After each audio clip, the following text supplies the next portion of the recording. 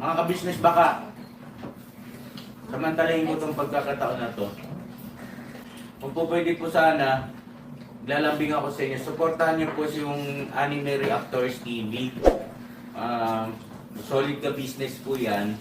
Tapos ano po kasi siya, bedridden na po, mga ka-business. So sa pamamagitan ng pagbablog, awa ng Diyos nga, na-monetize na siya.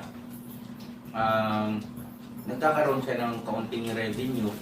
Kaya lang maliliit lang kasi yung views niya. Baka pwede po suportahan natin si Anime Reactors TV. Yan. Pero bedridden na po siya. Kaya mapapansin nyo yung at least na mukha niya, pinapakita niya. Cartoon character. Suportahan po natin yan, Anime Reactors TV.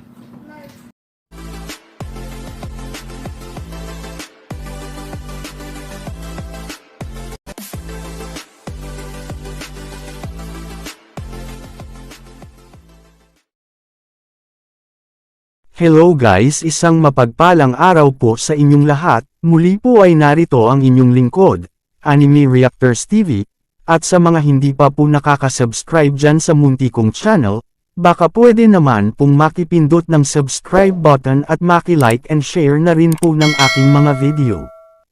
At syempre patuloy din po nating suportahan ang ating minamahal na si Ka-Business Official at Papa Dins TV.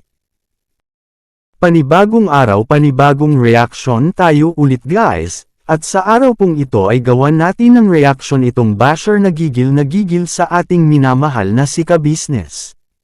Napanood ko yung reaction video ni Taong Gala hinggil dito, pero maraming beses na rin kasi akong nakabasa ng mapanirang comment laban kay Ka-Business, lalo na nga pag si Kuya Bong ang content niya.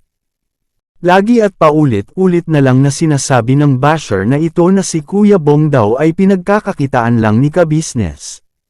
Kaya di umano ay kinukonsente daw ni Ka-Business itong si Kuya Bong. Siguro ang akala ng kumag na ito ay piso per view kay YouTube. Diyan ka nagkakamali. Dahil sa 1,000 views mo kay YouTube ay pumapatak sa $0.40 to $43 lang ang revenue kay YouTube. Kumbaga hindi pa umabot sa $1. Kaya yung million views ni Ka-Business kay Kuya Bong, hindi ibig sabihin nun ay milyon pesos din ang kinita ni Ka-Business doon, at kumita man doon si Ka-Business ay ibinahagi din naman niya yun sa iba pa niyang tinutulungan. Oo, tama si Taong Gala, kumikita naman talaga si Ka-Business sa pagbablog. Pero malinaw pa sa tubig ng niyog na ang kinikita niya ay ibinabahagi niya sa mga kababayan nating higit na nangangailangan, sa pamamagitan nga po ng kanyang pag-charity, at hindi po niya yun sinusolo. At para sa akin ay dapat nating ipagpasalamat ito. Dahil ililinaw ko lang ulit guys, na ang ginagawa pong pagtulong ni Ka-Business ay hindi niya obligasyon, kundi ito ay voluntaryo niya lang ginagawa dahil dito siya masaya. Ganito po kabuti ang pusong meron si Ka-Business. At sana ganun din dapat tayo. Sana halip na i-bash natin yung magandang ginagawa niya ay i-push pa natin siya para mas ganahan pa siyang tumulong. Alam nyo guys, sa tingin ko, itong basher ni Ka-Business na ito, ay totoong personal na kilala ni Ka-Business. At malamang isa ito sa dating natulungan ni Ka-Business na dahil sa pagiging pasaway ay itinigil na ni Ka-Business ang pagtulong sa kanya o sa kanila. Mahirap magbanggit ng pangalan, pero malakas ang kutob ko na isa ito sa mga binitiwan ni Ka-Business na dati niyang tinulungan. Kasi kung makakomment siya tila kilala talaga niya ng personal si Ka-Business. At malamang isa ito sa napangaralan ni Ka-Business dahil sa kanyang kapalpakan. At halip na gawing positibo ang pangaral ni Ka-Business ay mas tiningnan bilang negatibo. At ang mga ganitong tao, ito yung mga taong malabong umasenso. Tapos sasabihin pa nilang wala ng pag-asang magbago si Kuya Bong, dahil balibat daw ang utak ni Kuya Bong. Sa totoo lang mas matino pang mag-isip si Kuya Bong kaysa sayong basher ka kung sino ka man. Dahil si Kuya Bong ay marunong tumuno ng utang na loob, at pinipilit magbago. Samantalang ikaw, anong ginagawa mo? Ang siraan ang taong wala namang masamang ginagawa. Ano sa tingin mo ngayon? Sino sa ino ni Kuya Bong ang may balibat na pag-iisip? Kung tama ang hinala ko na isa ka sa mga dating tinulungan ni ka-business na sa ngayon ay binitiwan na niya. Ito lang ang masasabi ko sa'yo. Bukod sa deserve mo yan, ay mahiya-hiya ka naman kahit sa sarili mo man lang sana. Kasi ang kapal ng mukha mo eh. Ang lakas lang talaga ng kutob ko guys na isa ito sa natulungan dati ni ka-business. Kasi may pinanggagalingan yung gigil niya eh. Kayo guys anong sa tingin nyo? Pareho lang ba tayo ng hinala? Kung tama ako ng hinala, napakakapal talaga ng mukha ng kumag na ito. Matapos kang tulungan, yan pa ang igaganti mo. Asan ang hiya mong sira ulo kang kumag ka?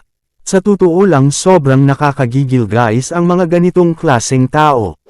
Alam nyo kasi guys tumatak na sa utak ko yung linyang yan, kasi may nag-comment na rin yan sa isang reaction video ko dati, at nagkasagutan din kami noon, ganyan-ganyan ang sinabi niya, hindi nyo kasi kilalang personal kaya nasasabi nyo yan.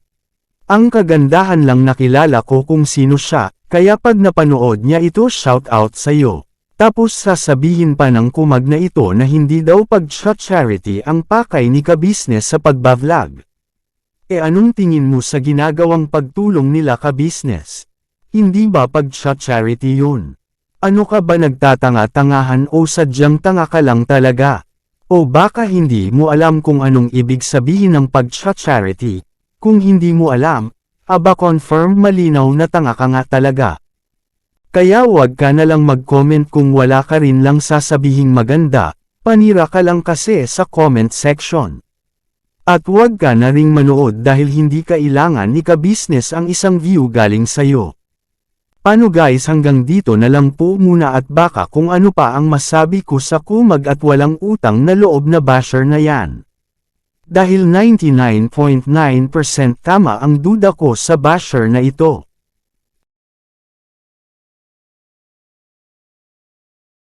Paano po, muli po ay maraming thank you po sa patuloy na sumusuporta at nanonood sa aking mga video. At sa mga hindi pa po nakakasubscribe dyan sa munti kong channel, baka naman po pwedeng makipindot ng subscribe button at maki-like and share na rin po ng aking mga video. At syempre patuloy din po nating suportahan ang mag-amang ka-business official at Papa Dins TV. Muli ay maraming thank you po and God bless po sa inyong lahat. Anime Reactors, shoutout po. Suportahan natin yan si Anime Reactors TV. Yan, pakisupport po natin. Siya po ay isang bidridden na mga ka-business. Check nyo po yung kanyang YouTube channel, Anime Reactors TV. Siya po isang bidridden na, ayan, kahit pa paano nakakagawa-gawa siya ng mga reaction video patungkol sa ka-business official. Suportahan po natin para kahit pa paano magkaroon siya ng revenue. May magamit siya sa pambili-bili man lang ng gamot. Ano po mga ka-business.